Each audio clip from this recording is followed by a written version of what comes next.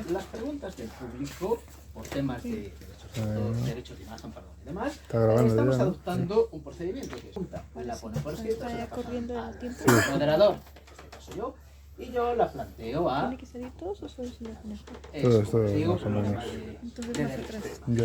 Claro que todo esto se va a grabar y se va a subir a internet. Así que alguno de ustedes se quiere acercar a la pregunta. Gracias. Muy bien, muy bien.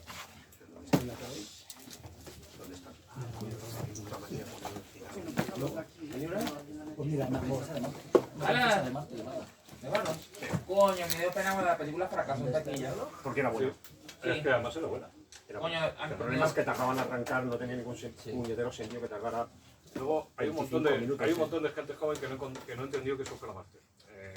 Es que no puedes llamar una peli de este tipo John Carter. Es como si la llaman Manolo García. Tío, no. Una princesa de Marte. Y hacer esa mierda promoción que hicieron. De hecho, la echaron a la que llevaba la promoción. Es un peliculón, ¿eh?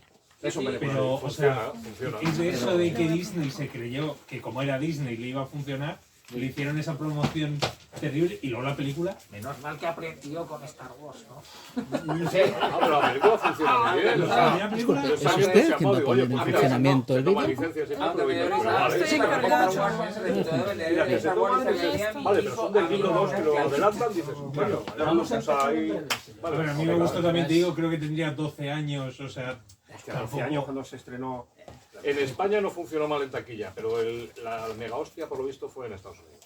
Ya. Y es lo que Y ya. la inversión es que se gastaron un pastizal.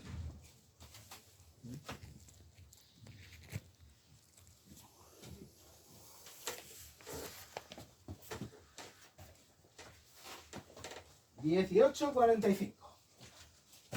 Buenas tardes, estimados y estimadas. Gracias por venir hoy a esta sesión sobre el ciclo de Armata de Ciencia Ficción. Primera sesión sobre la ópera espacial. El espacio, la última frontera. Y si con estas palabras no nació la ópera espacial, pero podría empezar una ópera espacial. Y hoy abrimos el archivo del género. Nuestros invitados especiales son Ángela Díaz Santana, periodista y una de las dos coordinadoras de este ciclo de ciencia ficción. En la actualidad es becaria FPU de la Universidad Carlos III de Madrid y está escribiendo una tesis doctoral sobre los sujetos poshumanos en la era de la información y la mímesis en la ciencia ficción. Ángela, ¿la ópera espacial nos ha servido para imaginar formas de inteligencia no antropocéntricas o, por el contrario, hemos reproducido el antropocentrismo mediante la ópera espacial? Depende de qué periodo. Si hablamos de la ciencia ficción antes del excepcionismo de segunda ola, si hablamos del antropocentrismo del hombre blanco. Por ejemplo, en muchas novelas ponían siempre a los alienígenas como seres con dos brazos, dos piernas, una cabeza. Finalmente, cuando los alienígenas los ponen como personas buenas, solamente de etnia blanca. Eso pasó mucho antes de que viniera el excepcionismo de segunda ola, y eso quiere decir cuando llegamos a Le Guin, a Toya Butter en la Rus, cuando dice transformó el género, y ahí entró en juego autoras como, especialmente, C.J. Cherry, que con su saga de Chanur puso una sociedad que salía de los cánones del antropocentrismo. O sea, ella propuso una space opera donde todos los seres, independientemente de cómo sean, es funcional y con relaciones comerciales y tratadas de comercio. En este sentido, volviendo un poquito a la época Poole, en la época Poole, de hecho, sí hubo escritoras. Por ejemplo, una característica es, ahí voy a presentar esa publicidad cosa, es su nombre de Smith, la cual un tal George Lucas, si no lo conocen, ¿no?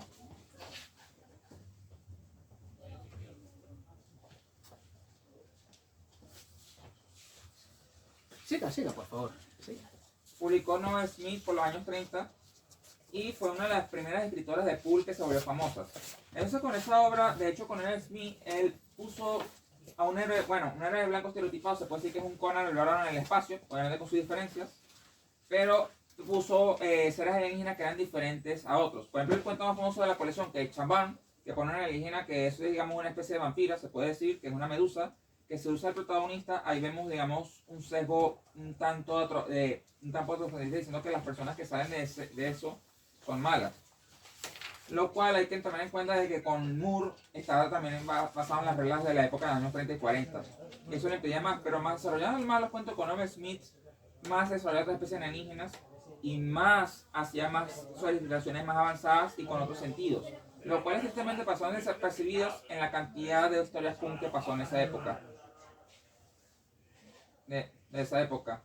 Y es cuando quiero ir volver a un escritor punk, por ejemplo, Borros, con La princesa de Marte, que describe la sociedad marciana, una especie de alienígenas, pero bueno, el canon de ser seres blancos con cabeza, brazos y piernas que no salen del espectro de los aliens.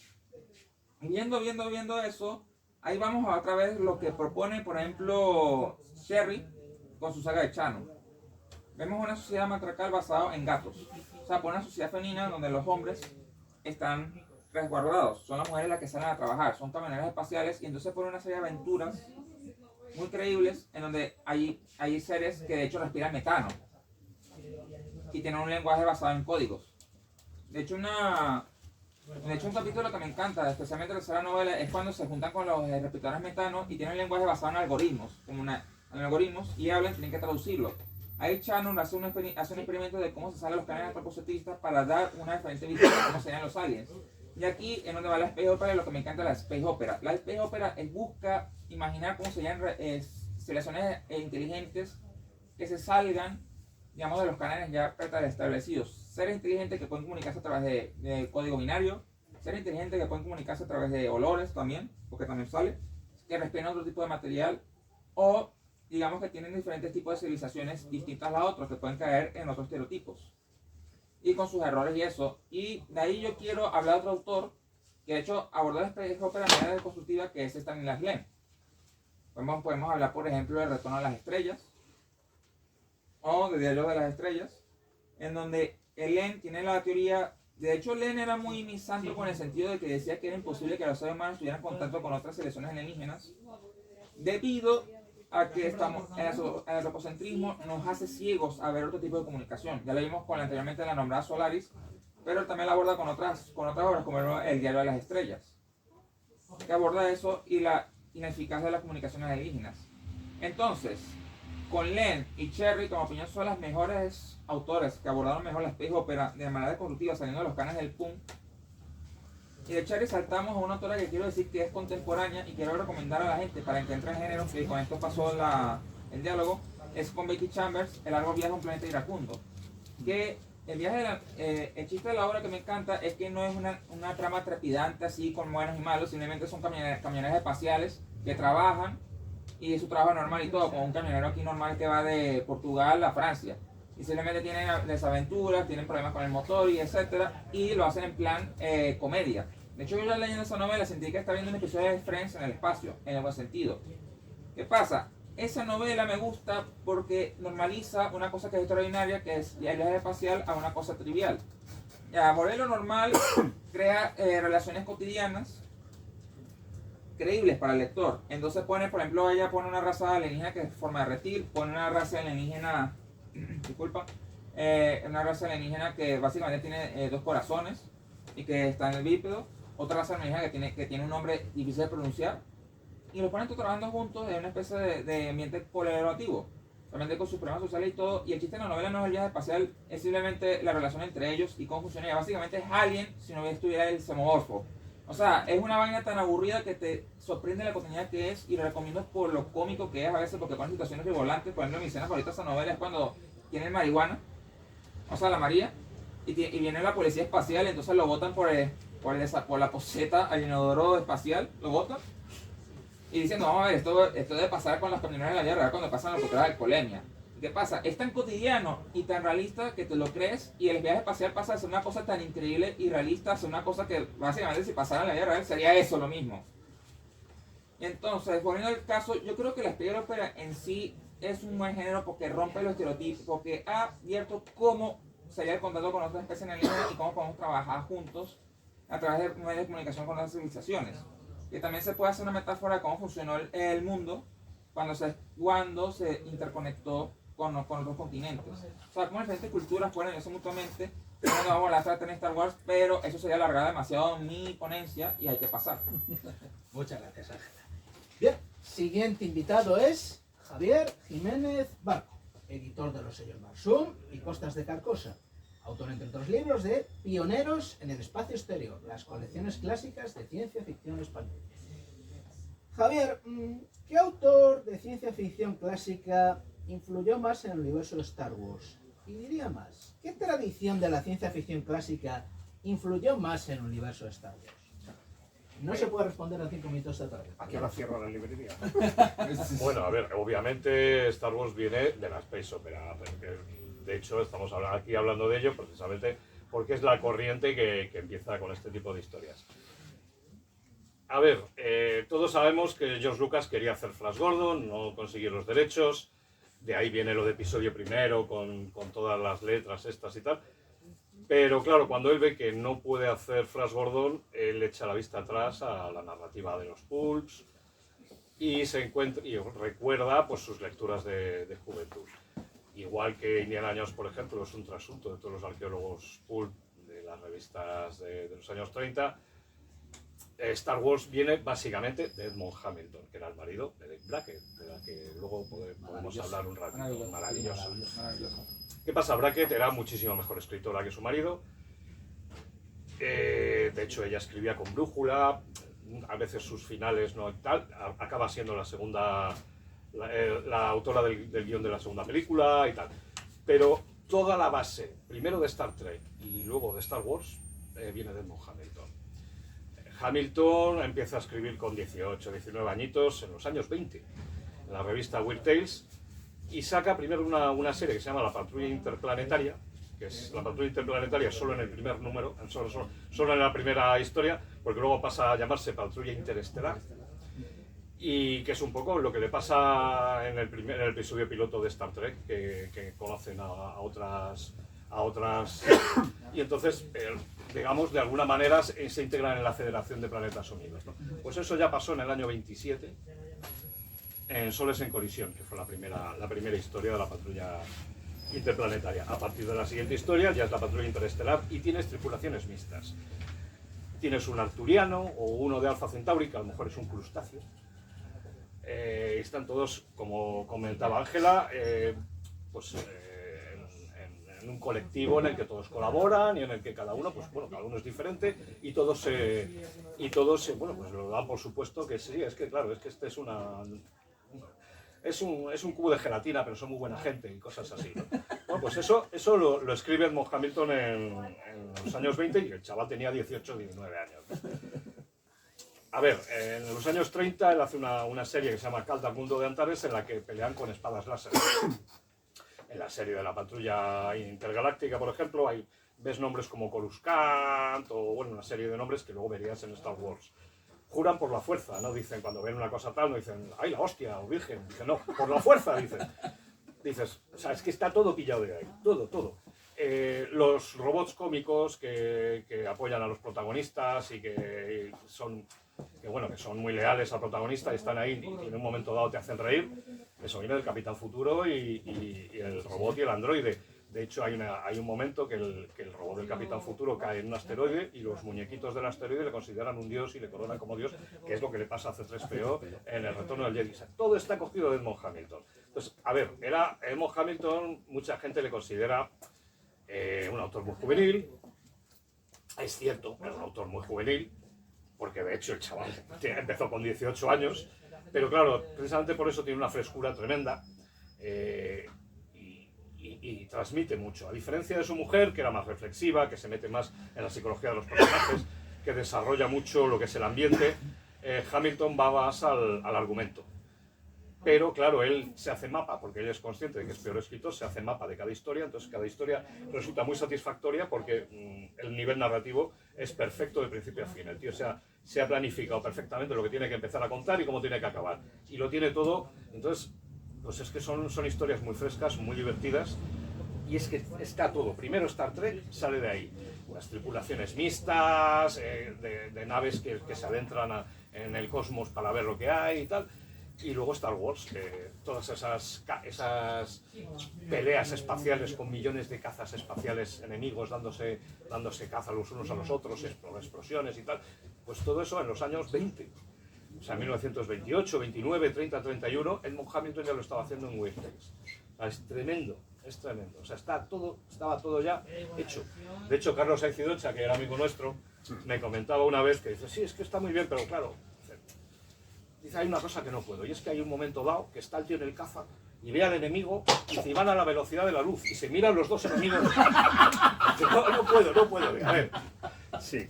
Tenía 19 años, claro, para Edmond Hamilton la velocidad de la luz era una velocidad de la hostia. Velocidad Y ya absurda. está, y ya está. Entonces, no le pidan más, porque claro, él de ciencia sabía lo justo y necesario. Pero ¿qué pasa? Que nos da un entretenimiento sin complejos, muy tontorrón, muy juvenil, pero con un sentido de la maravilla y un sentido de la épica y de la espectacularidad tremenda. Y luego además con una serie de ideas rompedoras, pues eso, lo de las espadas láser, por ejemplo, pues es que no se le había ocurrido a nadie. Lo de las tripulaciones mixtas, porque efectivamente lo que había habido antes eran, por ejemplo, Ray Cummings o Doc Smith, que son un poco anteriores a Hamilton, muy poco. Pues sí, ya te pone viajes al espacio y tal, pero son todos seres humanos y blancos, como decía Angela. Sí. En cambio, Hamilton llega y dice, el arturiano este, que es un centollo, era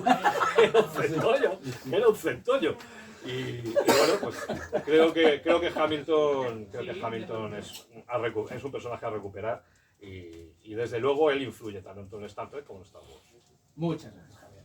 Pasamos ahora a presentar, a dar la bienvenida de nuevo a Carlos Morán de Rey, creador de contenidos en los canales de YouTube de Universo, de la Asociación Cultural del mismo nombre, enhorabuena por cierto, y Nostromo 1138. Carlos, Dune. ¿Es una ópera espacial? ¿Es una novela que influye en el género de la ópera espacial desde fuera? ¿O no es una ópera espacial y no tiene ninguna relación con la ópera espacial? 5 minutos, ¿no? 5 minutos. Te va a cagar. Está siendo, lo siento, aquí venimos a soltar todos nuestros conocimientos.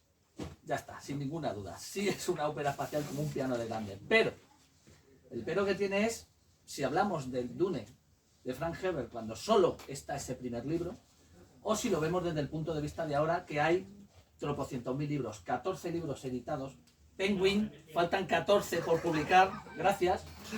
Aquí aprovecho que en el Duneverso estamos traduciendo los libros que no están aquí publicando y vamos a intentar que Penguin los publique y si no, ya nos buscaremos la forma de que los miembros de la asociación del Duneverso podamos tener publicado en físico todos esos libros. A ver si se pone la pila, pero bueno, y os animo de verdad que os apuntáis a la asociación, que es sin ánimo de lucro y para fomentar todo lo que tiene que ver con el mundo de Dune en lengua española, que no había ninguna asociación de este tipo. ¿Ya vendió mi libro? Vale. Por lo que os decía, cuando solo es Dune que además es una obra totémica, es un pedazo de libro de ciencia ficción, los grandes libros de la ciencia ficción, siempre va a salir Dune. Por la forma en que está escrita. Porque cuando hablas de Space Opera no es realmente así, pero bueno, si tú dices Space Opera, lo primero que se te va a venir a la mente que son batallas espaciales, un montón de razas, tronos, reyes, espadas, aventuras, eso es lo que se te viene en una Space Opera. Claro, tú te lees ese primer libro de Dune de Frank Herbert y si lo tiene como muy escondido, es una escritura muy retorcida, muy densa, incluso cuesta. A muchos nos ha pasado que los que llegamos además al libro por la película de Lynch, ostras, pues cuesta entrar, te gusta, pero a lo mejor tienes que intentarlo 2 o 3 veces. Entonces, también había una especie de movimiento que este tipo de libros parece que intentaban sacarlos de la Space Opera, porque si decías que era Space Opera era como que lo bajabas de categoría, que es una categoría como más infantil, como más simple, error, pero bueno, pero existe el movimiento, luego vamos a dar caña. Pero claro, cuando está el libro solo, vale, lo compramos, pero ahora el amigo Herbert, ostras, le funciona, sigue haciendo libros con mejor o peor fortuna, se nos muere, y aparece el hijo y te dice, ostras, como mola, vamos a continuar esto, y hace un porrón de libros. Al principio son muy reguleras, pero luego el hijo lo que hace es, tiene la grandísima idea de decir, vámonos hacia atrás, no hacia adelante, y ahí la cosa empieza a mejorar. Ayer o antes de ayer creo que ha salido el tráiler del Dune de Villeneuve, la parte 3, imagino que lo habréis visto, súper espectacular. Es espectacular, pero en el Duneverso A nosotros nos dio un tráiler de 2 minutos y pico, nos dio para 8 horas de programa. Y no es coña. ¿Qué es lo que hemos detectado? Que en ese tráiler hay muchísimo más de Paul de Dune que de Mesías. Que se supone que esto iba a ser Mesías. Pues no. Eso está más mezclado. Y nos falta ese libro de Paul de Dune que nos va a contar los hechos entre Dune y Mesías, que es la Guerra Santa. Está clarísimo que si tenemos más batallas, si lógicamente además elijo la forma de escribir, no es como la del padre. Es más Star Wars. O sea, ya está clarísimo que entra de lleno en la Space Opera, sí o sí, sin ninguna duda. Así que, ¿Dune es Space Opera? Sí. Taxativo. Gracias, Carlos. Y por último, nuestro último invitado, Mario Moreno Cortina, articulista y maquetador editorial, responsable de la edición del cincuentenario de la saga de los Aznar. En el año 2009, la Asociación Española de Fantasía, Ciencia Ficción y Terror le galardonó con el premio Ignotus al mejor artículo por Los dioses astronautas en la ciencia ficción, publicado en la revista Dem Online. Mario, por seguir con las preguntas densas. Venga, dispara. En el imaginario colectivo, ¿surgió antes la ópera espacial, el mito de los dioses astronautas o se desarrollaron mutuamente? Mira, vuelvo a preguntar, ¿cuándo cierro el mata? ¿Tenemos tiempo? Vamos a resumir, no voy a necesitar 5 minutos para nada. El género del space opera y el mito, llámalo topo si quieres, de los dioses astronautas, perdonadme, son como el Nilo y Egipto. Egipto creó el Nilo y al revés. Surgen al mismo tiempo. Hay tesis, por ejemplo, Jason Colavito, que es uno de los que ha estudiado, no es escritor de ciencia ficción, es un tipo que hace ensayos, creo que es norteamericano, dudo si es norteamericano, ¿verdad? Vale, dudaba antes si era norteamericano o británico. Su tesis es que el mito de los dioses astronautas nace de los mitos de Tulu. No está mal, pero no lleva razón. La primera novela de dioses astronautas es Edison conquista Marte, de Garrett P. Serviss. Es así. O sea, no es que lo diga yo, o sea, lo digo yo, porque para eso me lleve el Manolito, pero es algo que está investigado. Y ahí aparece todo el tópico de los extraterrestres, en este caso marcianos, porque es una... Bueno, luego entramos en eso. Que llegan a la Tierra, se llevan a terrestres, los abducen, diríamos hoy, se los llevan a Marte, allí se encuentran la versión marciana de los terrestres, comandados por Thomas Alva Edison, que hay que tomarlo así a cucharaditas. Se encuentran a la versión de las pirámides egipcias, en gigante, una especie de esfinge de Giza gigantesca, toda esa conexión egipcia, toda esa conexión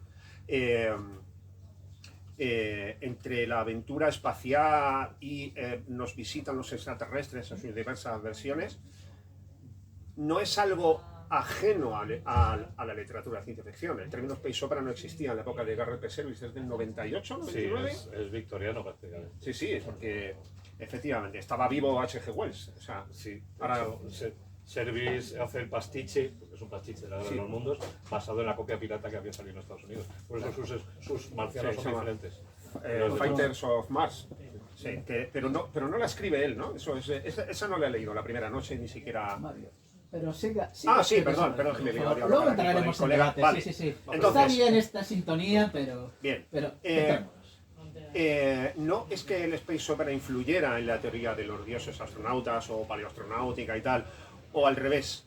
Nacieron juntas, en un entorno en el que hacía muy poco se había demostrado la teoría de la evolución, habían salido teorías hiperdifusionistas que hacían salir el género humano y todos sus conocimientos únicamente de Oriente Medio, y conectando con nuestra tradición, que hacía salir toda la filosofía griega y todos los conocimientos de Egipto y tal, ¿no?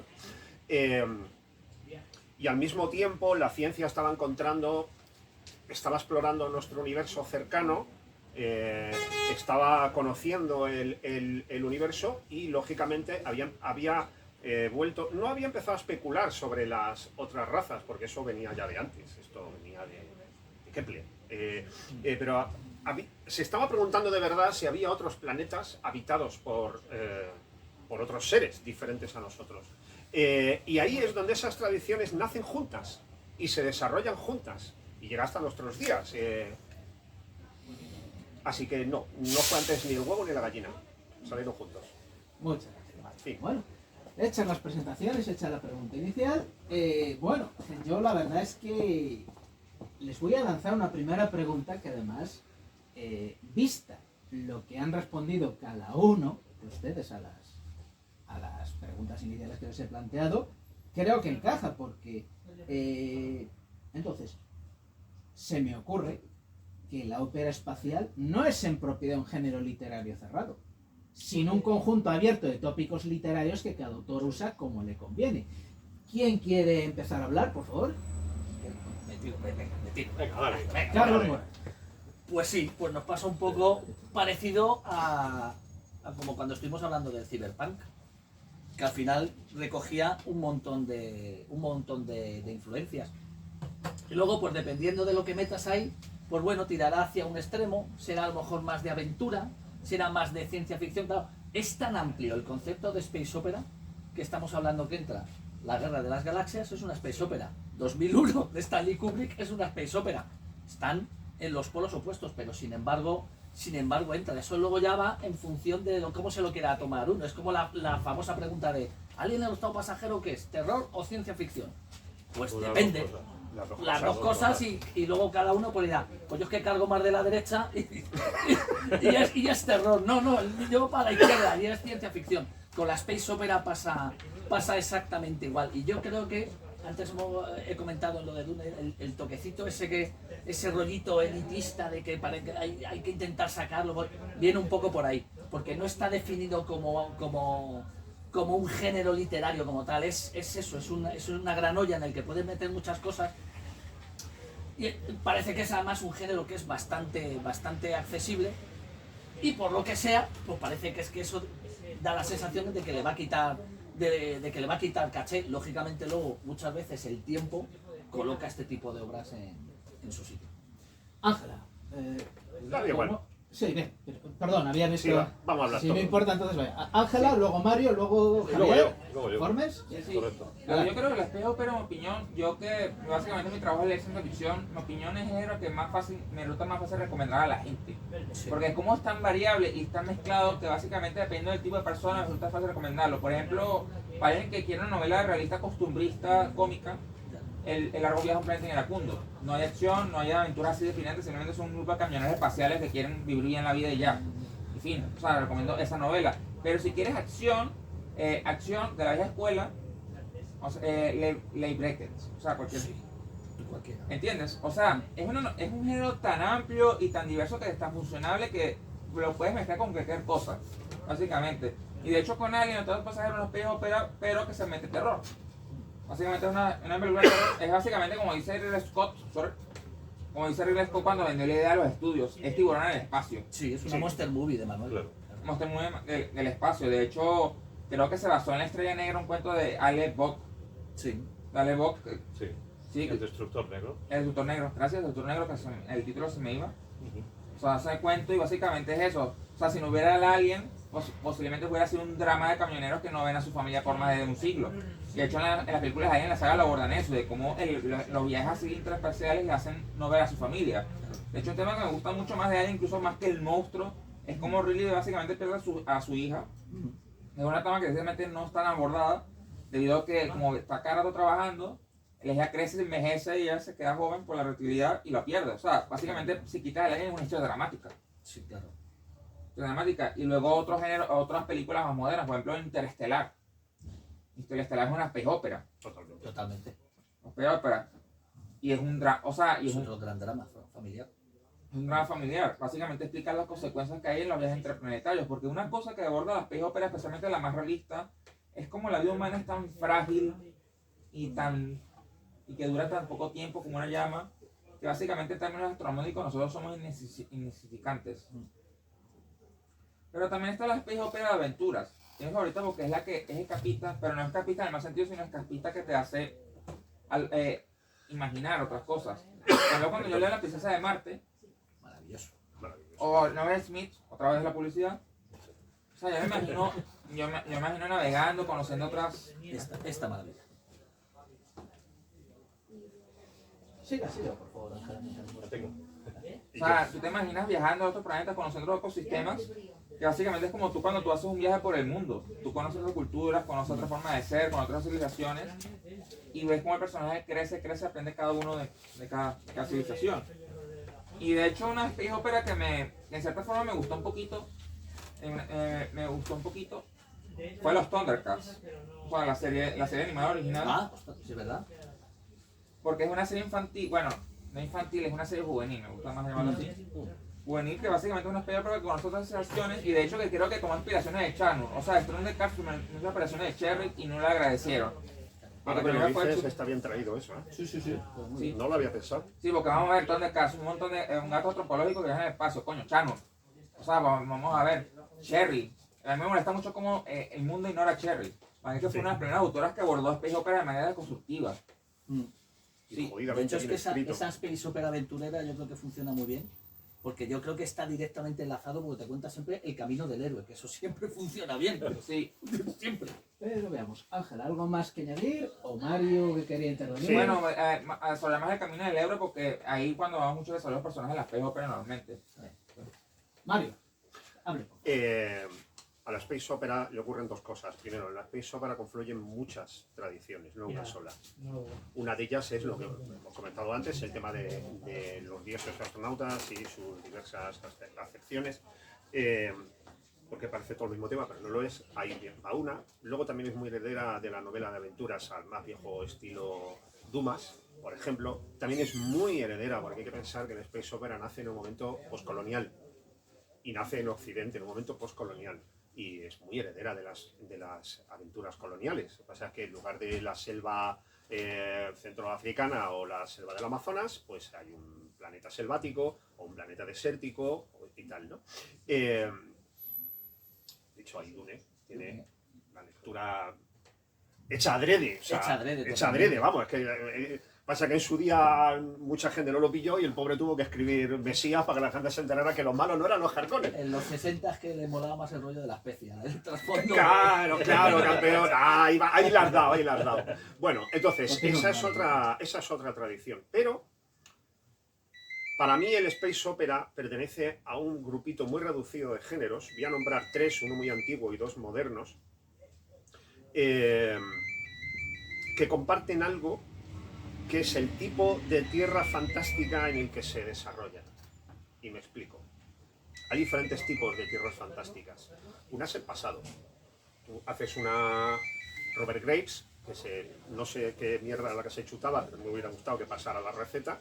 El tío, tú y yo el señor Conejo y yo hemos estudiado la misma carrera y sabemos que Robert Graves se pasaba la historia y sobre todo la mitología por el forro. Permítanme un inciso. Sí, 6 carreras. Pero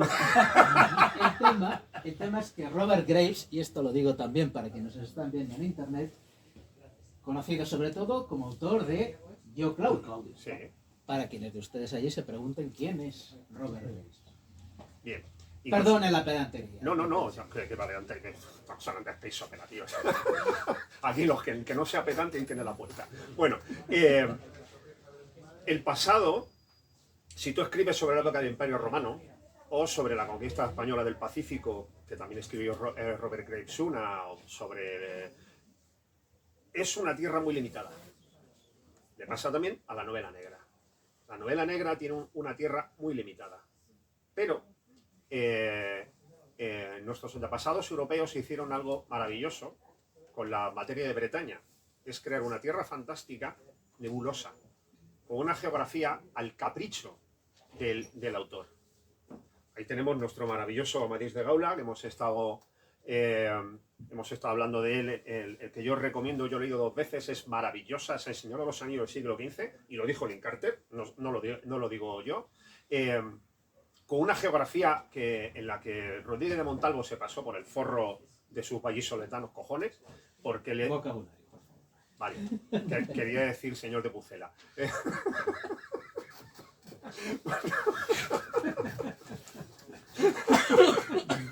Vale. Continúo. Se nos va el tío. Efectivamente, se inventó Gaula, se inventó unas geografías maravillosas, o sea, desde Gaula, que estaba allí en Casa Dios, hasta Constantinopla, había una cabalgada y no pasaba nada, ¿no? Pasa también con otro género, este es el primer género que menciono, que es la materia de Bretaña, a la que pertenece el Amadís de Gaula, porque se menciona Arturo, el rey Lisuarte, vive unas generaciones antes de Arturo. Otro género moderno con una tierra fantástica, una tierra narrativa muy amplia, es el género del oeste. El western, puedes hacer lo que te dé la gana con él. Puedes contar una saga familiar, puedes contar una de aventuras, puedes contar una del séptimo de caballería y los indios, puedes contar un drama psicológico, hay de todo. ¿Por qué? Porque esa geografía, ahora sí, ahora está claro dónde está San Francisco, dónde está Los Ángeles, pero esa geografía es indeterminada. ¿Qué es lo que hace el Space Opera? Que dice, envido. Tú tienes ahí un rinconcito, yo tengo todo el puñetero universo para ti. Entonces, ahí puedes contar lo que quieras. Es muy importante, yo que soy muy aficionado a la novela negra tiene un problema, es que las tierras la tierra narrativa en la que se desarrolla es muy pequeña. Y no me refiero solamente a la geografía, sino también a los topos literarios. Es muy pequeña y ha dado novelas fantásticas, estupendas. Pero desde Raymond Chandler hasta ahora, quitando a Fred Vargas y a no me acuerdo ahora mismo, otra mujer irlandesa muy buena, el resto siguen repitiendo las mismas cosas, porque es inevitable. En cambio, el Space Opera, cuando nadie se acuerde de Paolo Coelho, dentro de 1000 años se seguirá escuchando rock and roll y se seguirá leyendo Space Opera.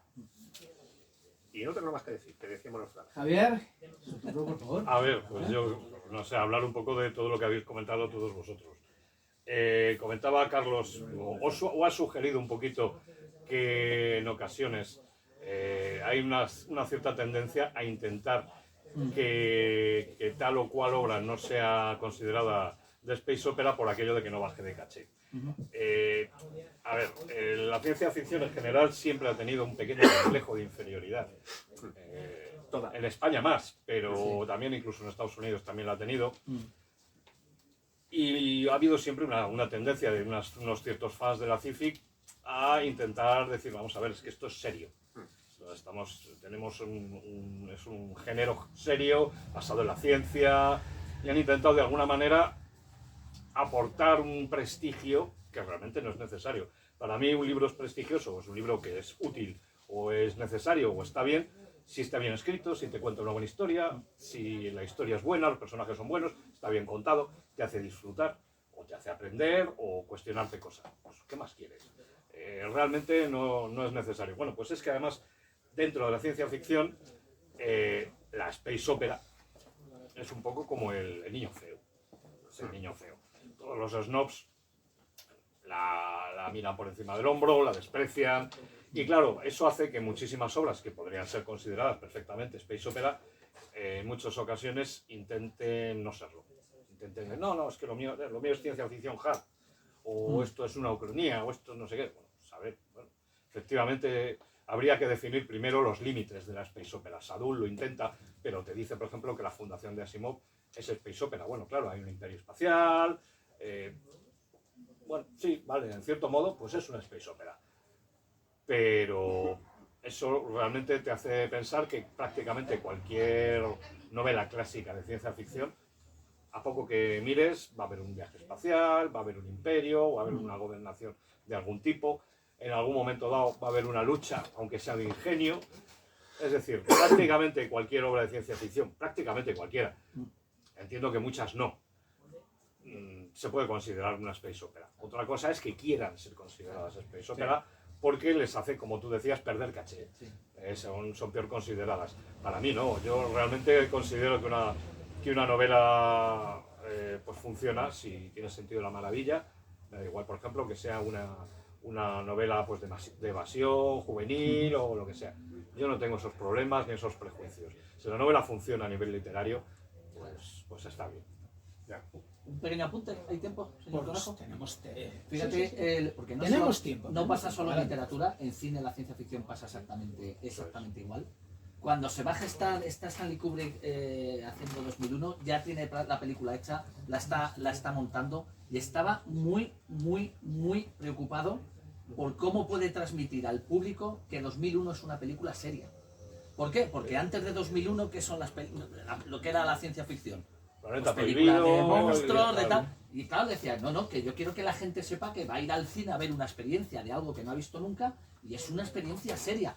Y estaba preocupadísimo. De hecho, se dedica a hacer un montón de entrevistas a un montón de científicos, y eso es lo que iba a ir antes de la película. Tú antes de la película vas a tener un mediometraje en la que eran un montón de científicos explicándote lo que ibas a ver. Claro, lógicamente, cuando hizo el montaje, aquello se iba a las 4 horas, dijo, al final estoy destrozando la obra que quiero hacer, y lo tuvo que quitar, pero estaba obsesionadísimo con ese tema, porque decía, la gente se va Por a creer aportar que esto es otra prestigio. cosa. Es que Cabril tenía un problema muy gordo. A mí me encanta Cabril. Cuando es bueno, porque cuando duerme a las ovejas las duerme bien.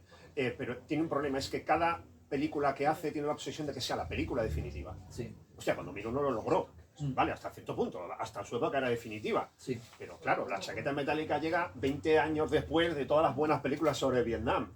¿Sabes? Entonces, con 2001 yo creo que estaba el tío obsesionado. Habrás leído igual que yo, que el tío tenía un problema con el final de la película. Cuando de repente se muestra todo esto que sale de la ciudad y las estrellas, que lo fagocita. Y Inciso, La ciudad de las estrellas, novela también de Arthur C. Clarke. Efectivamente, una novela de Arthur C. Clarke que prácticamente todo el final de 2001 está sacado hasta cierto punto de la ciudad y las estrellas. Él estaba muy preocupado cómo mostrar a los extraterrestres. Al final apuntó por lo Hay diseños abstracto. de cómo iban a ser los extraterrestres. De hecho, la secuencia del vals del Danubio Azul, que lo vemos ahora con naves espaciales, en uno de los momentos, de los grandísimos momentos del cine, en un principio, esa escena iba a ser con los extraterrestres. Los extraterrestres iban a aparecer flotando al son de música clásica. Gracias a Dios. Menos mal. Cambio de idea. Menos mal. Me pasan dos preguntas del público. Vamos a ello. Para todos ustedes. La primera, ¿cuál es el origen de la Space Opera? Con lo cual volvemos a la pregunta que me hiciste usted al principio, Mario. ¿Cuál sería el origen de la Space Opera? ¿Quién quiere abrir fuego? Yo mismo. Mario, Reitero un poco luego Carlos ha abierto la mano, Javier Yo. y Ángela. Vale, este orden entonces. Mario, por favor. Yo creo, reitero un poco, vuelvo a lo que he dicho, antes, perdón. Vuelvo a lo que he dicho antes. La Space Opera es una evolución natural de la novela de aventuras del siglo XIX y que además viene de antes. Porque aquí hago un pequeño apunte, y retomo lo que dices tú de literatura de prestigio. Es que en la literatura de prestigio, la literatura occidental se inicia con la Ilíada y la Odisea, que no transcurren en una cocina con dos personas charlando sobre la herencia familiar. ¿Vale? Y es ignorar la novela griega y la novela bizantina, es ignorar que para Cervantes los trabajos de Persíles y Sigismunda era una de sus novelas mejores, junto con la Galatea y Don Quijote. ¿Sabes? Es ignorar a Herman Melville y es ignorar a algunos de los grandes escritores de la literatura europea. Lo que pasa es que en algún momento llega la cultura francesa y decide que sin amargura no hay literatura, y si no te amargas, si no quieres suicidarte, no hay literatura ni hay nada, y ese nihilismo artístico lo intentan contagiar a todo el mundo. Menos mal que nos estamos sacudiendo esa mierda. Y entonces, ¿dónde sale? Pues es una evolución natural, porque la novela de aventuras vive de su tiempo. Vive de su tiempo. No necesariamente tiene que ser contemporánea, pero vive de lo que se lleva en su tiempo. Durante el siglo XIX, cuando el romanticismo intenta recuperar el pasado romántico y tal, pues se escribieron un montón de novelas sobre los vikingos, sobre los romanos, sobre los fenicios, sobre Emilio Salgari, escribió allí dijo barra libre, ¿no? Y también hizo ciencia ficción. Y también hizo ciencia ficción. Entonces, ¿qué es lo que ocurre? Como he dicho antes, cuando empieza a avanzar la ciencia y la ciencia nos empieza a descubrir que no solamente que es que después de Neptuno está Plutón, y luego descubren que es que hay un montón de estrellas, que está la Vía Láctea, y luego llega un momento, en los años 20, no recuerdo muy bien, donde se descubre que es que esa manchita que hay en el cielo es otra galaxia. Entonces, en toda esa expansión, ¿qué es lo que hace la novela de aventuras? ¿Qué voy a seguir con los tres mosqueteros de las narices, chin, chin, chin, chin? Pues sí, pero con una espada láser. Y además, bueno, Hay otra serie de vectores, lo que hemos dicho de los dioses y astronautas, el rollo del hiperdifusionismo, los conocimientos de la ciencia, la creación de un mundo literario que por vez primera se puede apoyar. Se dice que en la ciencia yo creo que es más bien en el raciocinio, porque ahí hay otra serie de tradiciones metidas. Ahí Campbell metió una cantidad de magufería tremenda. Ay, se la colaron ahí. Tremenda. Se la colaron. Bien, entonces, es una evolución natural de la novela de aventura del 19 que a su vez viene de una larguísima y prestigiosa tradición literaria europea. Y no tengo nada más que decir. Carlos, vamos a la pregunta, ¿el origen de la space opera cuál sería? La parte literaria, por aquí yo me lo llevo a mi parte cinematográfica, aunque no será seguramente exacto, pero el concepto de space opera lo sigue marcando 2001. Entre 2001 y luego el gran salto al vacío que hay hasta la Guerra de las Galaxias, que volveremos a tener ese concepto de la space opera, hacemos el mejunje perfecto para luego reconocer como space opera obras anteriores. Pero es 2001 el que va a marcar el camino como space opera en el cine. Porque de repente los decorados, los diseños, el espacio en sí como ente, como amenaza, como cantidad, es fijarse en cantidad de detallitos que va a marcar un antes y un después. Ya no vale que esto sea un platillo volante, que va un bicho que sale así con los brazos de goma y poco más. No.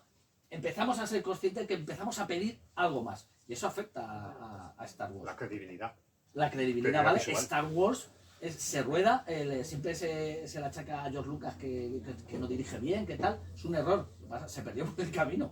Pero, que es lo que le ha pasado, pero sí. Su THX, su American Graffiti y sobre todo su Star Wars están muy bien dirigidas. Y además incluso llegó a avanzar con una forma muy novedosa de dirigir. Star Wars está dirigida muchas veces como un documental, cámara en mano. Tiene incluso a veces un aspecto sucio, no... Aunque ahora ya como lo ha digitalizado ya también eso se lo ha cargado, pero en su momento porque necesitaba sensación de realismo. Porque ya no... Claro, tenía que parecer que todo fuera verdad. Entonces eso nace en 2001, en Star Wars capta a muchísimos más adeptos, pero lo sigue metiendo lo mismo. A partir de ahora, si tú vas a hacer ciencia ficción space opera, ya no vale cualquier cosa. Aunque veremos cine que es muy simpático, estupendo y maravilloso, como hemos comentado antes, mucha serie B. Eso lo reservamos. Pero lo que es buscando la pasta, aunque sea space opera, claro, los sitios magníficos del espacio, el Star Crash y todo eso, pero se piden unos mínimos. A partir de ahí, el concepto de película ciencia ficción cambia totalmente. Pasó con Parque Jurásico, que lleva un nivel de realismo que a partir ya no había vuelta atrás. Ya no había vuelta atrás. Javier, ¿algo que añadir sobre el origen de la space opera? Bueno, yo vuelvo un poco con lo que comentaba Mario. Tú has hablado antes del Edison Conquista Marte, que surge como un pastiche de una versión pirata. Cojonudo pastiche. Cojonudo. Además creo que hay una versión en castellano. Sí, publicada en casa. Claro, por favor. Pero realmente un poco lo que es ese tipo de género a nivel literario empieza a popularizarse pues, en las primeras décadas del siglo XX. Se dice que lo empieza Ray Cummings a nivel general y que lo sigue Doc Smith. Y luego pues vienen Edmond Hamilton, Jack Williamson y una nueva generación, ¿no? Bueno, supongo que cada década tiene sus abanderados. Gundam Service es uno de los primeros. Ray Cummings tiene una serie de viajes espaciales un tanto infantiles, porque además no ¿Quién, sé. perdón? Ray Cummings. Ah, sí, a mí me encanta. Pasa que es... Ya ha envejecido. Ray Cummings no ha envejecido bien. No. Doc Smith, bueno, va un poquito más allá, con Triplanetaria, bueno, con los hombres de la lente y tal, y con la Skylar. Y luego, pues ya lo que os comentaba antes, Edmond Hamilton, pues no es el primero, pero sí es como el tercero o cuarto, y realmente, pues bueno, pues es de los primeros. Que me gusta. A mí. Y Ángela, el origen de la ópera espacial, ¿tienes algo que añadir? ¿Tienes alguna diferencia que expresar con lo que han expresado los otros tres invitados? En realidad yo voy más al siglo XIX. Voy a citar a Julio Verne con Viaje a la Luna. O sea, en mi opinión esa fue la primera ópera espacial como tal porque es una de las primeras novelas que aborda qué hay después, más allá del espacio, qué hay del cielo.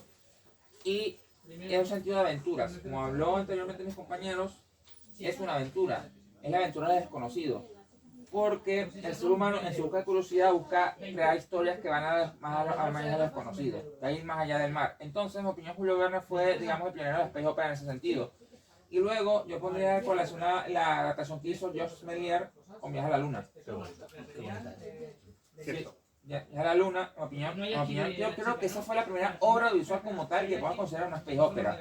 Y luego, saltando más al siglo XX, podemos citar a otro que se llama Hugo Gerhardt, que también escribió muchos cuentos. Hugo Gerhardt. Bueno, es el que crea la revista Amazing Stories, Sí, Amazing Stories. que es la que genera el término ciencia ficción. Primero se llamaba cientificción, pero luego, bueno, pasa a llamarse ciencia ficción. Empezó a procesar de Sí, Ángela. Ángela, sí. Sí, entonces Hugo Gerhardt es el primero que crea historias así, más allá de la luna, que eran historias así de viajes espaciales a través de cuentos cortos con varios escritores. Y ahí poco se va formando, y luego entra el famoso Campbell, que no vamos a discutir las controversias que tiene él, pero sí vamos a discutir que en realidad fue un buen editor. Sí. El único problema con él es que tenía una visión muy absolutista de cómo debía ser la ciencia ficción.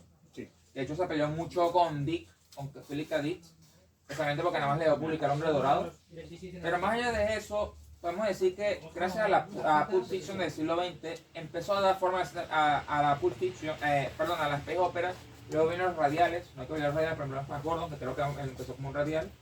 Y luego como series de televisión, bueno, no series de televisión, sino que en esa época, en los años 40, una cosa que me... Y Buck Rogers, sobre todo. A Mark- nivel de Buck serie de Rogers, televisión es Buck Rogers. Mark Rogers, pero en esa época, cada fin de semana, pasaban, por ejemplo, miniseriales en cines. Entonces fue un cambio de cultivo para que se hagan series basadas en el espacio. Obviamente en esa época que vas a pedir presupuesto. Obviamente ponen una vaina hecha en aluminio con chatarra, ponen las estrellas con una cortina y listo, espacio. Pero volviendo a esa cosa, fue una época bonita porque básicamente con poco se me generaba mucho. Obviamente con los trajes baratos y todo, si lo ves ahorita no te lo crees y te da risa. Pero hay que ver que en esa época tampoco había mucho, y eso nos lleva a los años 60 con Star Trek. En Star Trek, en mi opinión, es mucho mejor ópera espacial que Star Wars porque es mucho más científicamente acertada. Y hay que recordar que Jenny Roddenberry era un creador que nació de la Pulp Fiction, o sea, que creció leyendo Star Trek de la Pulp Eso no lo Fiction. sabía. Y de hecho una cosa que me gustó mucho de Barry es que muchos escritores que trabajaron en varios capítulos de la serie fueron escritores de ciencia ficción. Por ejemplo, Arena, un cuento de Freddie Brown, pues lo contrató y le escribió un capítulo. Correcto. Creo que el Torre Stormont, si no me equivoco, por favor salirme corrida, escribió un capítulo, varios capítulos de Star Trek. Incluso Peter Bigley, que escribió en el Unicornio, escribió varios capítulos de Star Trek. Hannah Henson. Robert Bloch, Asimov sí. estuvo además Star asesorando Wars. en el largometraje. El primer largometraje de Star Trek estaba ahí Es verdad. asesorando. Eso me enteré hace poco, yo no lo Asimov lo sabía. hicieron callar. Estaba ahí dándole, es que esto no sé qué tal, que se calle ese pesado. Y era Isaac Asimov. Era plastilla, era plastilla. Sí, bueno, en esto de Asimov con Hal Henson que me encanta porque Hal Henson creó una historia de un astronauta que se pierde en el espacio, entonces no sabe cómo respirar, entonces Hal Henson no sabe cómo coño hacerlo sobrevivir, perdón por la grosería, cómo lo hace sobrevivir, entonces Asimov, dime, mira, tengo un tipo que se está muriendo en un planeta desconocido, no hay oxígeno, ¿cómo lo revivo? ¿Qué hago para que sea creíble? Mátalo. No, creíble, no tengo las drogas de Cádiz, dime cómo lo hago. Entonces Asimov hizo batería anabiólica, o sea, perdón por la pronunciación, o sea, una bacteria que produce aire a través del dióxido de carbono que genera el cuerpo humano. Si está equivocado, hay un biólogo que me corrija, bien, no sé. Entonces, gracias Asimov, lo salvé, entonces creó la bacteria, toda la cosa, entonces salvó el cuento. Es que era bioquímico.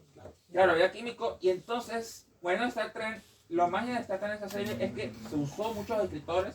De hecho, en una época que los escritores estaban muy mal pagados, y Star Trek se volvió básicamente una casa que cuidó mucho, que salvó a los escritores de la pobreza. Porque como Robert Bloch y Richard Matheson Richard vivieron Matheson. de hacer un montón de trabajos en series de televisión. Hay una segunda pregunta del público y pasamos ya de debatir temas abstractos a un título concreto. La pregunta es muy directa. ¿Cita con ramas una space opera? Adelante. ¿Ángela? Yo voy a decir que sí, es una space opera. ¿Por qué? Por favor. Porque básicamente, lo que pasa es que la gente piensa que los tipos de space opera es que vas a conocer a otras especies alienígenas y ahí vamos a ver el daño que hizo Star Wars con el género. Porque básicamente la gente común normal piensa que la space opera tiene que ser todo Star Wars, cuando en realidad no es así. De hecho, por ejemplo, la ya nombrada Interstellar o Astra, una película que recomiendo, no hay absolutamente ninguna especie alienígena, pero son space opera porque son viajes espaciales. O sea, hay un núcleo del viaje de las relaciones humanas. Entonces, Cita con Rama, a pesar de no presentarse en el... Bueno, sí presenta en alienígena, pero no es tan descriptivo. Sí es una space opera. porque básicamente es un viaje por todo el sistema solar conociendo diferentes puntos. Y hay que recordar que Arthur C. Clarke era un científico. O sea, era un científico y entonces muchas de sus novelas se basan mucho en el realismo más que en la fantasía como tal. Y es cuando está la diferencia con Star Wars, con Star Trek y cuando cita con Rama. Cita con Rama es una novela de ciencia ficción dura.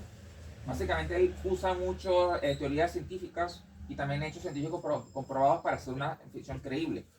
En cambio Star Wars es más fantasía porque se basa en conceptos muy abstractos. Entonces sí, para mí es una space ópera.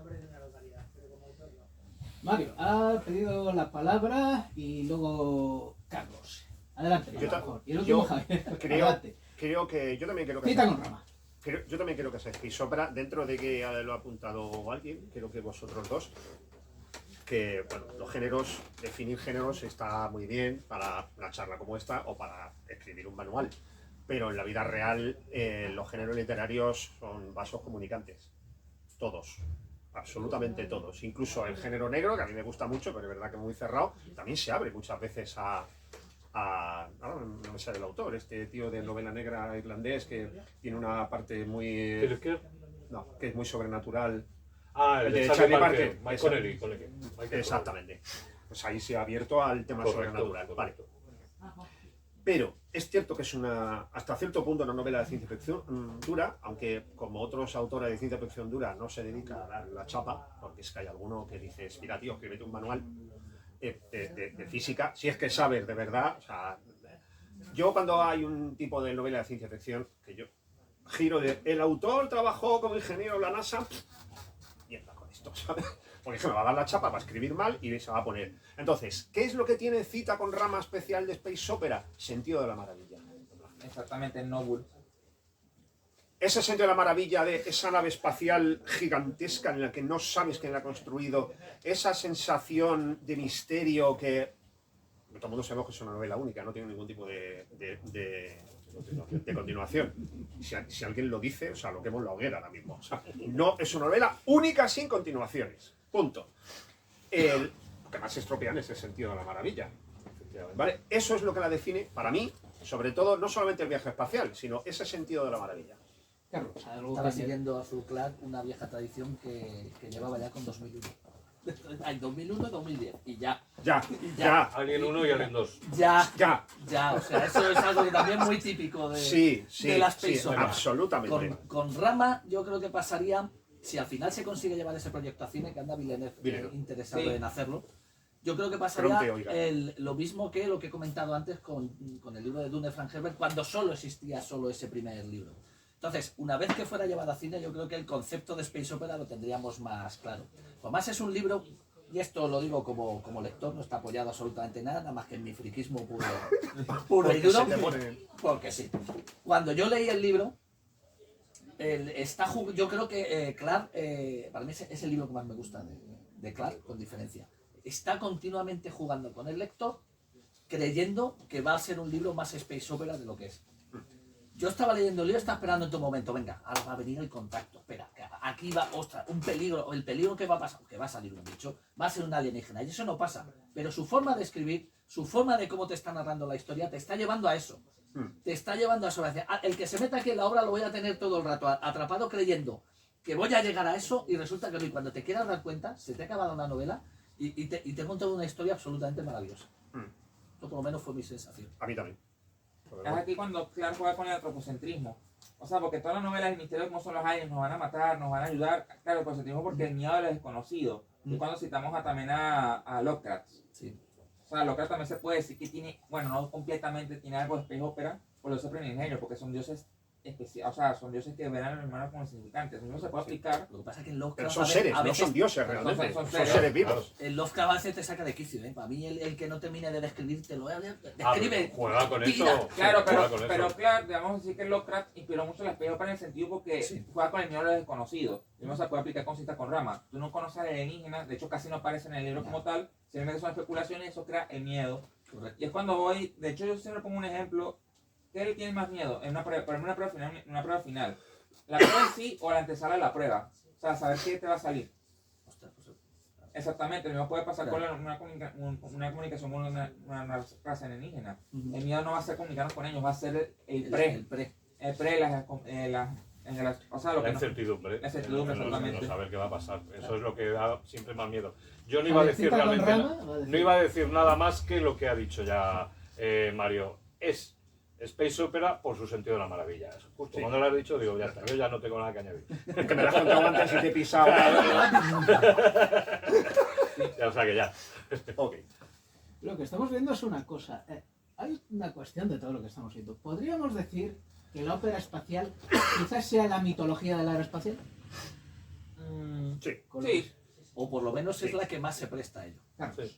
Por el tipo, lo que hemos dicho, como abre tanto el arco, como bebe de todo, antes lo hemos estado comentando, si es que si tú llevas el mito de Ulises, o los 300, pues imagínate las Termópilas, pero me lo llevo a un planeta, pues ya Claro. es Space Opera. Claro. Entonces, claro, si hablamos de mitos, es que entra, pero entra, vamos, Sí. sin vaselina, o sea, Vamos. entra genial. Yo citaría Salomas del Espacio. ¿Cómo se llama el autor de Salomas del Espacio? Estoy fatal hoy. ¿Cuál? Samuel. Salomas del Espacio. Es una novela que realmente es una versión de la Odisea, una de tantas. Sí. Que el autor, luego si me acuerdo lo decimos, el autor intenta contarte el futuro de la humanidad, no como va a suceder, no como va a suceder, sino como los cantos épicos van a contar que ha sido. Y es una magnífica novela que además no se toma nada en serio a sí misma. Y Samuel... La Guardia Estelar de André Norton es la retirada, la expedición de los 3000 de Sí, la Navasis. Jerofaste, La la Navasis. Navasis, pero en un planeta alienígena, Sí, básicamente, sí, sí. es un poco lo que comentabas, ¿no? Y todos los clásicos de la aventura, Capitán Futuro tiene un montón de novelas de piratas, pero en el espacio, o novelas coloniales, pero que en lugar de ser indios malvados con cerbatanas, pues son mercurianos mal encarados. Bueno, es todo, es que realmente no tiene límites la Space Opera, o sea, Bueno, una Space Opera que me encanta mucho, ya que estamos hablando de Samueles, vamos a hablar de Samuel R. Delany con Babel Delany. 17. Sí. O sea, esa me parece una gran Space Babel Opera. 17, sí. Personalmente a mí me impactó mucho porque es una mujer autista que tiene una nave espacial. Entonces él habla de cómo el lenguaje moldea la mente. Y es una Space Opera que me encanta porque es cortica y es efectiva. Pero y el novel es el sentido de cómo el lenguaje moldea entre situaciones y cómo controla. En serio. Porque ahí cuando vamos a hablar de la nueva ola de la ciencia ficción, la nueva ola digamos que desconstruyó mucho los géneros que pasó en la pop. Entonces Samuel R. Delany digamos que desconstruyó mucho las Space Operas con sus obras. Autor a recuperar. Sí, a todo O recuperar. sea, todo ¿por qué Dahlgren no se ha vuelto a editar? Porque lo editó Ultramar en tres... No es Space Opera. Lo editó Ultramar en tres tomos. Se lo presté a un colega de la universidad y... Por eso quieres que lo reedite. Claro, hombre, porque si no, lo demás que fastidien, ¿sabes? Vamos a ver, presta Pero el es un tío a recuperar. Sí, sí. Hay una cuestión, de todas formas, que ha surgido en la conversación, ha sido las críticas a Star Wars. Y a mí me gustaría recapitular una cosa. Es decir, ¿Star Wars revive la ópera espacial o limita el canon de la ciencia ficción?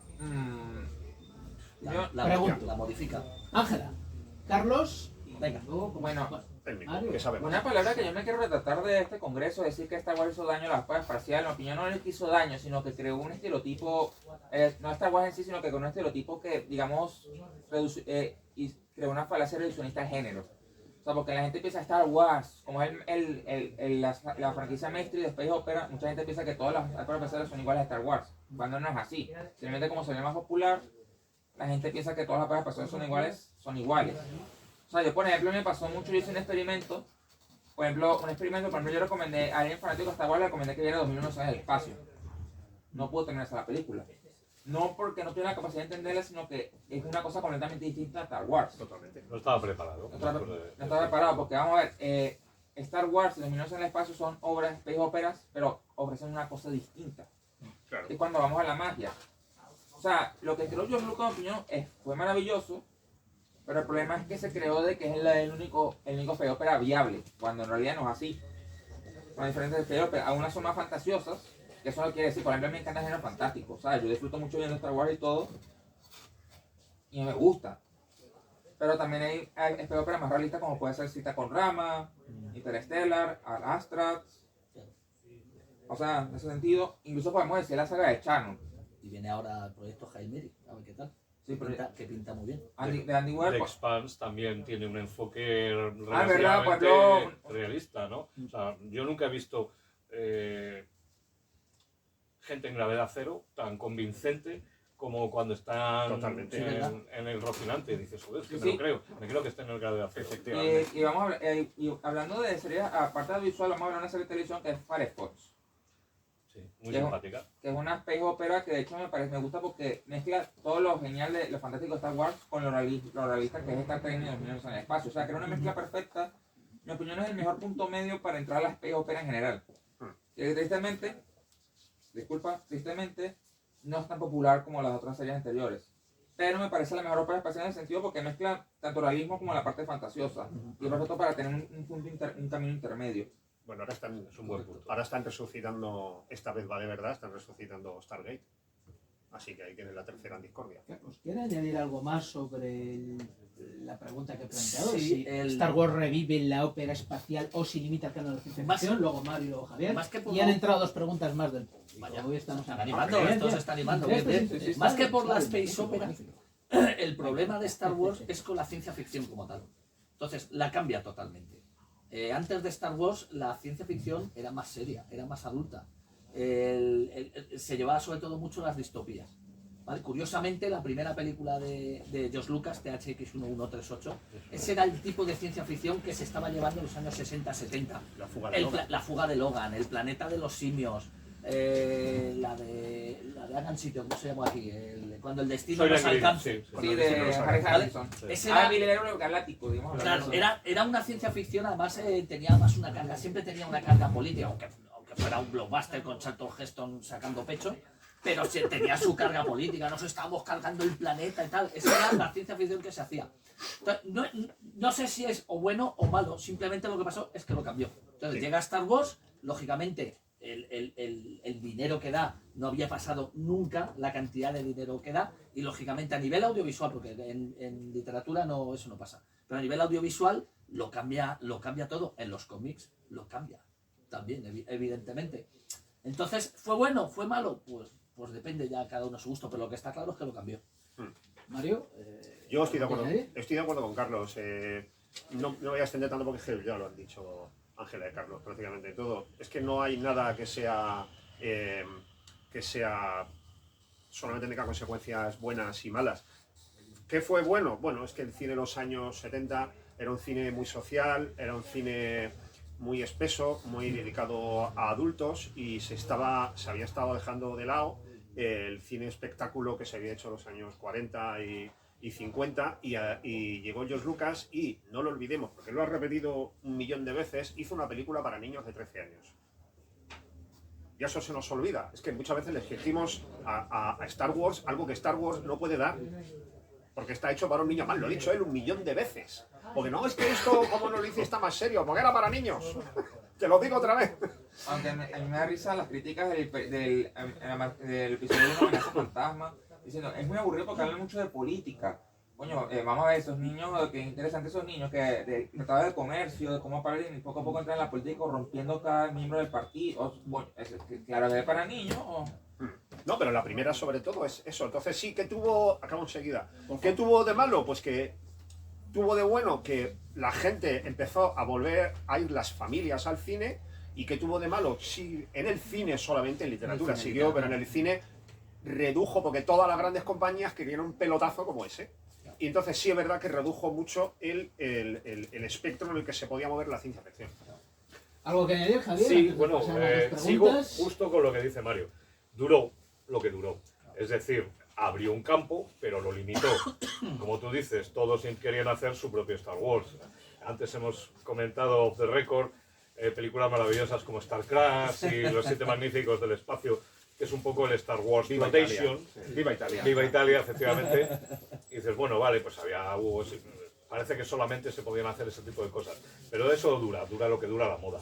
Pero, de algún modo, lo que sí hace es abrir. Aunque limita el campo durante una serie de años, porque todo el mundo quiere hacer su propia versión, es cierto que ha abierto un campo y luego, pues cuando esas limitaciones se van diluyendo, lo que viene luego no tiene por qué ser deudor de Star Wars y puede realmente romper esos límites. O sea que, bueno, eso duró unos años. Pasó con El Padrino. Claro. De repente todo el cine de mafia era uomo de honor, tíos que en el fondo eran muy buena gente, se les iba un poquito la mano, pero...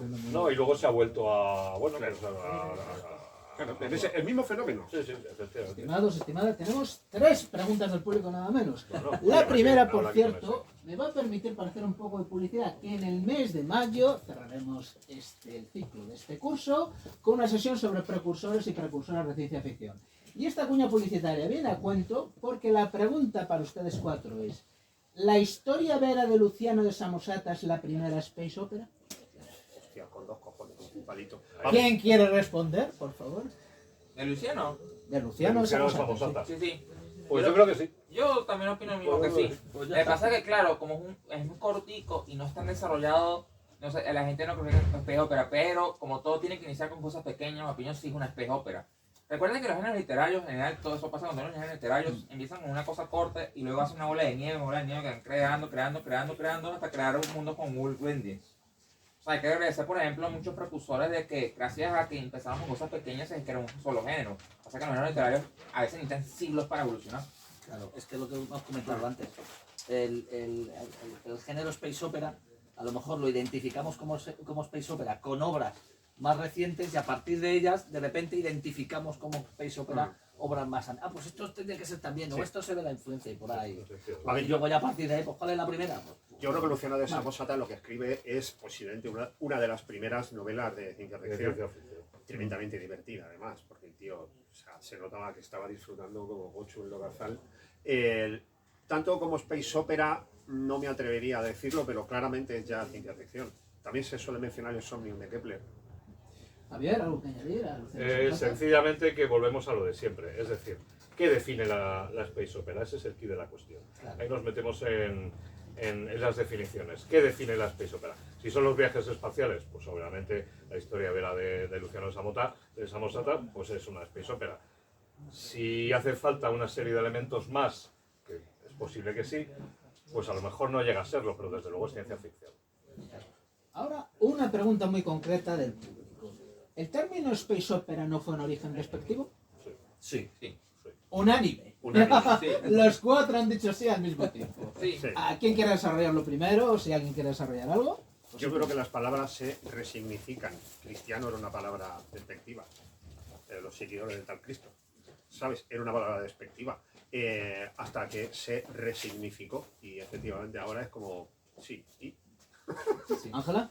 Es cuando tú creas un género literario, te creas una ficción propia y el profesor dice, ay, son cuentos chinos. O sea, lo dice de una manera, porque es una mezcolanza que no tiene sentido. Porque hay que recordar que en el mundo académico es no.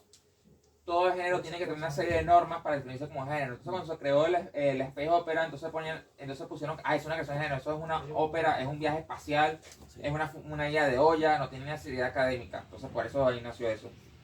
Carlos, Es- ¿algo que añadir? Nosotros, los que somos de la quinta de los 70, que por aquí hay muchos, O sea, los viejos. los viejuzos, los que ya la historia la recordamos, no la estudiamos, vivimos ese fenómeno a todos los niveles. Porque una cosa muy buena que sí que hizo Star Wars es que no solo nos hizo interesarnos por la ciencia ficción, por leer libros de ciencia ficción, por cómics de ciencia ficción, por ver cómo se hacían las películas de ciencia ficción. No solo verlas, sino ver cómo se hacía todo esto. Y nosotros en esos años hemos vivido esa especie de desprecio con el resto de tus compañeros, con tus padres, con familiares, con adultos que no entendían que te gustara eso. Pues cuando comprabas ese tipo de cómics, cuando querías ver ese tipo de películas, pues cuando querías leer ese tipo de libros, lo tomaban pero como algo menor, ¿no? Mucha gente lo escondía, como si llevara ahí el penthouse o algo así. o sea. Javier, ¿algo que añadir? Sí, yo, como comentaba Mario acerca del poder de los nombres y que como muchas veces definen, space opera viene de las soap operas. Era un poco como decir, las soap operas eran las novelas radiofónicas, Sí. era un poco como decir folletín. O sea, space opera es algo así como un folletín espacial. Viene a significar eso, realmente. Nosotros pensamos en ópera, coño, Wagner y Puccini. No iba por ahí los temas. Iba por el tema de las soap operas, que era la novela radiofónica que te anunciaban jabón y luego te hablaban de lo mal que lo pasaba la fulanita porque el otro había sido muy malo con ella y no sé qué tal. Y entonces, un folletín, vamos, de toda la vida. Y de ahí viene el término de space opera. O sea, más despectivo no puede ser. ¿Algo que añadir, Mario? No, es que ahí no tengo nada que añadir. Que me da. Les comento a nuestros asistentes que ya vamos a hacer la última pregunta que aceptamos del público y vamos a pasar ya a la conclusión. Pero antes la tercera y última pregunta que nos ha pasado el público de esta tanda, que es una pregunta además, como el buen caldo gallego, enjundiosa. ¿Cómo es la relación de la ópera espacial con el cómic? Enjundiosa. No sé quién la ha hecho, pero le pago 7 cervezas ahora mismo, ¿eh? Por eso la he hecho. Por eso la ha hecho. Pues es maravilloso, sobre todo se le debe muchísimo, muchísimo al grandísimo Jack Kirby. Jack Kirby consigue hacer un milagro, que es que Marvel, que hace superhéroes y demanda, Marvel adapta a cómic 2001, una odisea en el espacio. Adapta a cómic tal cual la película y es un pelotazo. De hecho, disfruta tanto Kirby, le impresiona tanto esa película, que hará una miniserie de 12 números que se llama igual, el 2001, una odisea en el espacio. Se le va, pero bueno, es tremendamente disfrutona. Y luego además, de ahí nacerá un personaje que luego tendrá su propia serie, que era el Hombre Máquina, nace de esa colección. Aquí en España lo editó Bruguera, pero en vez de 10 números, como digamos, como así de cachondos, pues te saco 8 y te aguantas. Los otros 2 te lo... Y la adaptación previa no la sacó. Y la adaptación previa no la ha sacado, es una pieza de colección que yo sí tengo, absolutamente maravillosa. Si os habéis tirado el moco, yo también. Seriedad, por favor. Es una auténtica maravilla. Y a partir de ahí, cantidad. Porque además Kirby a nivel de cómics, a nivel de cómics de superhéroes es evidentemente el rey. La Space Opera invade los cómics de superhéroes, ¿vale? Los Cuatro Fantásticos yo creo que es el ejemplo más claro, donde entra la Space Opera, pero a lo bestia. Y todo eso es gracias a la influencia que tiene 2001 sobre Jack Kirby. Yo mencionaría uno de mis cómics preferidos, si no es mi cómic preferido, que es la serie de Valerian y Laurelin, que aquí se llamó Valerian y Laurie, que es una serie de ciencia ficción francesa que comenzó en el año 60 y pico y duró hasta el 90 y pocos. 2010. Messier, 2010, es la última, fíjate. Y es una serie de cómics tremendamente buena a todos los niveles, tanto de concepto, de guión, de dibujo, personajes, absolutamente lo que decía Ángela, que es que si el personaje no te llega, no se comunica contigo, lo demás no puedes contar milongas. Y es una obra tremendamente influyente en el campo del space opera, porque el propio George Lucas, de las pocas influencias que ha confesado el tío perro, ha sido el George Lucas. De las pocas que ha confesado ha sido Valerian y Laurelin, o sea, el halcón milenario. El halcón milenario está sacado de la nave de Valerian. Bien, algo más en relación. Ángela, perdón, que había levantado la mano antes. Yo citaría más bien los cómics de Linterna Verde, como ejemplo de Space Opera en los cómics. Bien. Sí. Bien, muy bien traído. A mí me gustaría irme a lo clásico. Vamos a ver los primeros cómics de ciencia ficción guay. Buck Rogers sale de una serie de novelitas que salen en Amazing Stories, que se llama Anthony Rogers en Armagedón 2146. Pero bueno, realmente surge como un cómic. Bueno, o sea, es un cómic que surge pues, de una novelita pulp, de un tío que despierta en el futuro, y sí, al principio está en una guerra del futuro, pero luego las cosas se van por ahí a otros planetas. La llegada de Buck Rogers hace que aparezca Flash Gordon. Y Flash Gordon, aunque al principio es espada y planeta de estilo Barrows, luego todos sabemos que luego Flash Gordon se convierte en una space opera cuando llega Dan Barry, y es una pasada. Y luego ya, pues claro, todo lo que viene después. A mí me gusta particularmente el cómic británico en ese sentido. Dan Dare, pero aquí cuando salió en la revista Eagle, que era enorme, así en colorines, por Frank Bellamy y Frank Hampson, era buenísimo. Jeff Hawke también y tal. En fin, a mí me gusta ese cómic clásico, ¿no? En tiras y tal. Y creo que siempre ha tenido una relación muy cercana. Dije que no había más preguntas, pero esto no es propiamente una pregunta. Un miembro del público nos recuerda que no han citado ustedes ni al Incal ni a la casta de los metabarones. Eso aquí, Es que, qué bueno. porque me he contenido. Porque me ¿A he qué hora contenido cerráis? porque la casta de los metabarones, sobre todo, aparte del maravilloso guión, del dibujo de Juan Jiménez, hay que hablar de su guionista, que es Jodorowsky. Y Jodorowsky lo que hace es que es el primero que intenta adaptar Dune al cine. Con su hijo. Con su hijo. Os haciendo de recomiendo el Paul y la documental, está en YouTube. Sí, es buenísimo. El documental es buenísimo, eso es una fumada espectacular. Estaba Moebius de Pero por es que, medio. claro, además Otro que es también podía pasar la claro, mierda es que- que además sí. coge a Moebius para que le haga el storyboard, que está todo el mundo deseando que lo publiquen y no hay manera. Cuando el proyecto se le viene abajo, lo que hace es que traslada todas esas ideas a un cómic maravilloso como es el Incal, que es absolutamente maravilloso. Además es muy reconocible los personajes de Dune en Incal.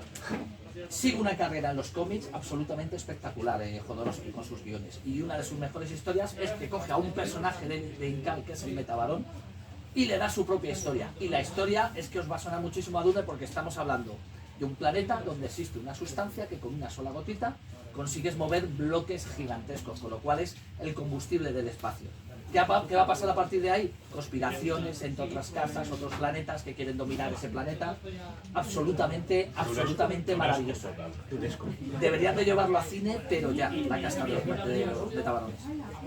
Nuestro tiempo es breve, pero les voy a pedir a cada uno de ustedes, en el mismo orden en el que les he presentado, una conclusión de la sesión de hoy y una recomendación de una ópera espacial para que quienes estén aquí presentes o quienes nos estén viendo quieran empezar con el género, empiecen por ahí. Ángel, conclusión y recomendación, por favor. Yo tengo la opinión de que en un momento la humanidad va a avanzar tanto que la space opera va a pasar a ser un género a ser una novela realista. O sea, puede pasar, posiblemente tarde 2 siglos, pero va a pasar un momento cuando los viajes espaciales se vuelvan comunes. Y la novela que yo recomiendo es, que ya lo dije varias veces, es El largo viaje a un planeta iracundo de Vicky Chambers, porque es perfecta para cualquiera que quiera entrar en género y quiera una historia ligera y una historia cómica. Y luego de ahí, un largo viaje al planeta iracundo, saltará a la estación Dogmegon, de C.J. Cherry. Y es una novela muy buena, space opera, que habla mucho de cómo se crearía un sistema político en el espacio, de manera muy realista. Entonces esas serían mis recomendaciones. Javier Jiménez Barco, su conclusión final y su recomendación, por favor. Bueno, la conclusión final es que uno debe de leer lo que le hace disfrutar. Porque vamos a vivir 4 días, nos rodea, bueno, 18. Nos rodea la incertidumbre, el sufrimiento, la tristeza y uno tiene que disfrutar. Y la space opera, además de hacer que nuestra imaginación se expanda y de abrirnos mentalmente, pues por lo general nos hace disfrutar. Así que mi recomendación es, lee lo que te haga disfrutar. Y si tengo que decir algo, alguna novela en concreto, pues o de Brackett o de Hamilton. De Hamilton, por ejemplo, Los Reyes de las Estrellas, pues que es muy conocida. Carlos Morán, su conclusión por favor de la sesión y una recomendación de Space Opera para quien quiera. Pues estamos de suerte este año si nos gusta la Space Opera porque tenemos todos puestos el punto de mira en lo que será el Dune parte 3, que no Dune Mesía, y eso es muy importante que se llame Dune parte 3 y cuando se vea la película se entenderá. Entonces tenemos un gran año porque por desgracia la ciencia ficción pues no es un género que esté muy de moda en los cines. Entonces que vengan películas, además películas grandes como esta, además es no solo para llevar a la gente al cine, entrar en el género de la space opera, sino que es el vehículo perfecto para llegar a los libros. El estreno de Villeneuve, igual que en su día el de David Lynch, hizo muchísimo porque la gente se acercara al Dune literario. Entonces eso es una unión absolutamente maravillosa. ¿Recomendación? Pues por no dar así... Yo me tiro al cómic, pues hay un cómic maravilloso que se llama Los Micronautas. Ha salido aquí, hay 2 volúmenes. Sobre todo, tomazo, ¿no? los 12 primeros números son absolutamente maravillosos y es Star Wars mezclado con superhéroes y es una absoluta maravilla. El dibujo de Michael Golden, brillantísimo. Mario Moreno Cortina, conclusión final y recomendación de una ópera espacial para quien quiera introducirse. Inmediatamente, caballero. Vamos a ver, para mí, es una opinión personal e intransferible, el arte es una relación monógama, estrictamente monógama. entre la obra de arte, no el autor, entre la obra de arte y el espectador, lector, etcétera, el receptor. Y en mi relación estrictamente monógama con el arte nunca he admitido ni al crítico ni al académico, ¿vale? Entonces eso hay mucha gente a la que le sienta mal. Por eso el space opera y todos los géneros populares son denostados, porque hay gente que quiere meter la pata o la garra o la pezuña más bien dentro de esa relación. Porque si tú te relacionas de manera estricta y monógama con tu novela, con tu película, con tu cómic, y no admites a nadie más, a lo mejor va a parecer que es que alguien se va a dar cuenta de que ese tercero o tercera en discordia no tiene mucho que hacer. Mi recomendación, bueno, y por eso me encanta el space opera, entre otras muchas cosas. Mi recomendación, la serie de cómic de Valerian y Laurelin, que he dicho antes, porque le puede gustar a cualquiera, incluso aunque no te guste especialmente la ciencia ficción. El dibujo es maravilloso, tiene un punto entre el realismo y lo cómico que está muy bien logrado y que es muy difícil. Le van a sonar muchos los diseños, por ejemplo, el dibujante trabajó en los diseños del Quinto Elemento y cuando vimos el Quinto Elemento dijimos que o sea, falta... De hecho, si hubieran adaptado Valerian y Laurelin bien, no como lo hizo después Luc Besson, esa es mi recomendación y mi conclusión. Y no tengo nada más que decir.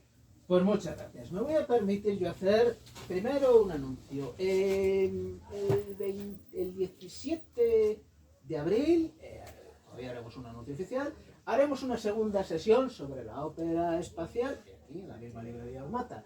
Siguen todos ustedes invitados. Y como conclusión provisional, porque el archivo no queda cerrado, queda todavía una segunda sesión de óperas espaciales, que vayan a donde vayan a partir de esta noche, que sea audazmente a donde nadie ha llegado jamás. Muy bien. Muchas gracias. Muchas Muy bien.